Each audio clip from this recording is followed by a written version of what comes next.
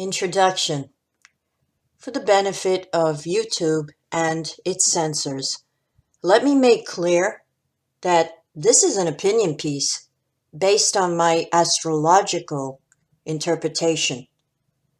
When Donald Trump was elected president in 2016, I wrote the following: "Welcome to the Second American Revolution, a Pluto return in the chart of the USA. May God bless and keep our new Uranus-ruled President Trump, who embodies the spirit of Uranus and the Aquarian Age, raw truth, rebellion against evil corruption, and power to the people." A Pluto return in the chart of a nation creates either-or situations, either complete and total transformation or the death of an empire. More than a few people have asked me if I thought civil war was coming in the USA. In my opinion, we're in it right now.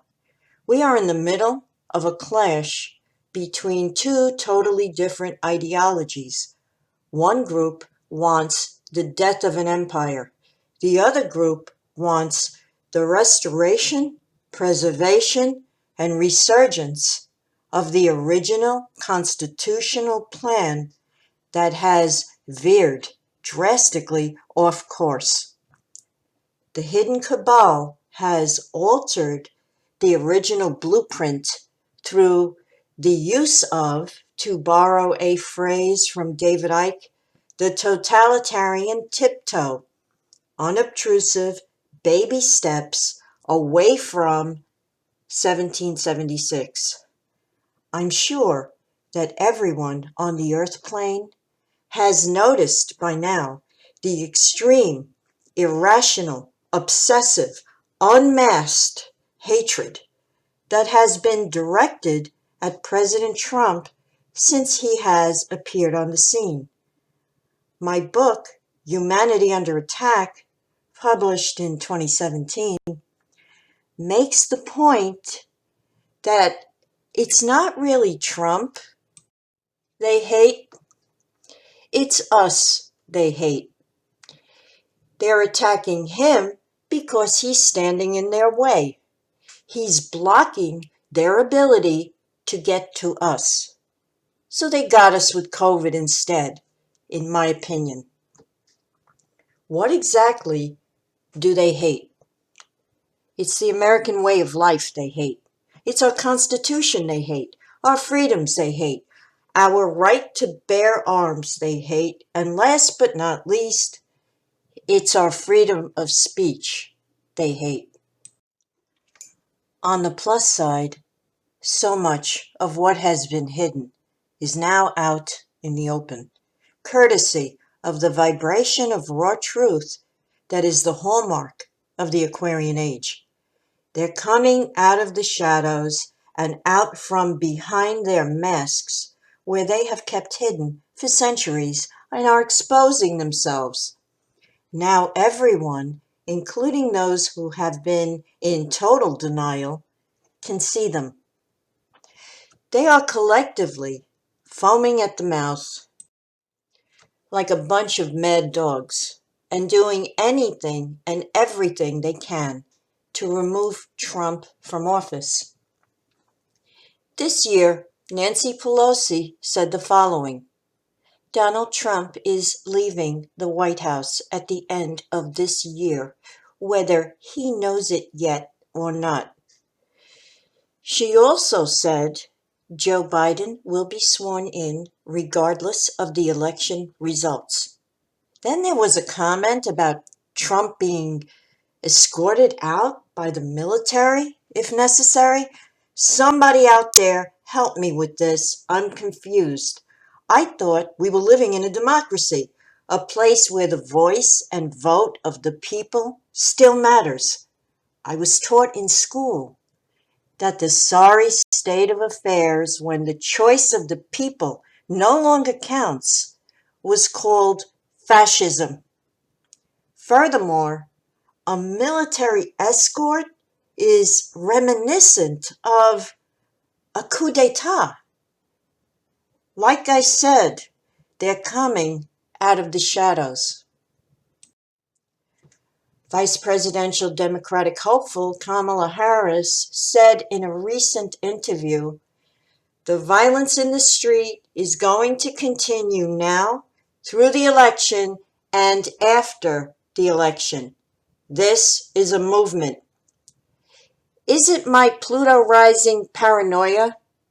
Or did she make what I believe to be, in my opinion, was a veiled threat? Is she saying that if we don't vote their way, there'll be hell to pay? My heart cries for those poor, indoctrinated, brainwashed, manipulated millennials in the full bloom, vitality, and power of their young adulthood, who are being used. This is nothing new, merely a repeat going back centuries and across continents. The story of idealistic youth being used, bloodied, murdered, like innocent sacrificial lambs to the slaughter, and then discarded like rubbish by those who fund them and their lawless actions. On the other hand, if you truly hate this country and everything it stands for, get the hell out. Nobody's stopping you. Just leave. It's a free country still. This week, let's look at the current transits in the chart of President Trump. Everything that has been happening in 2020 is accurately depicted here. I'd like to begin with the elements that concern me the most, specifically transiting Neptune, moving through his 7th house of the public, partners, and associates, making a 90-degree square aspect to his natal sun in the 10th house of career, reputation, and public standing, as well as a square to the moon in his natal 4th house of home life, which is the White House and those that occupy it on a day-to-day basis. This double high-tension square to the lights, the sun and the moon, all angular and powerfully placed, 10th house, 4th house, 7th house, indicates he is being tricked, misled, and deceived by secret enemies that are unknown to him, at least initially. Neptune is all about secrecy, subterfuge, gaslighting, and treachery when afflicted. Advisors who have a hidden agenda, also known as swamp creatures, have been exposed and fired, yes, but this year and into next year, we see an intensification of this energy as it approaches the point of exactitude in the spring of 2021. There exists a huge danger that he will be swindled and robbed out of his career, his public standing, and his reputation. He's up against a discordant Neptunian double square to the lights, the sun and the moon, a hotbed of lies, liars, subterfuge, secrets, and puppet masters hidden in the shadows, pulling the strings. On top of that, the sidereal sun in the chart of the USA is receiving the same exact square from Neptune at the same exact degree. Neptune rules infectious diseases, and we've just experienced the nation as a whole being affected by this vibration.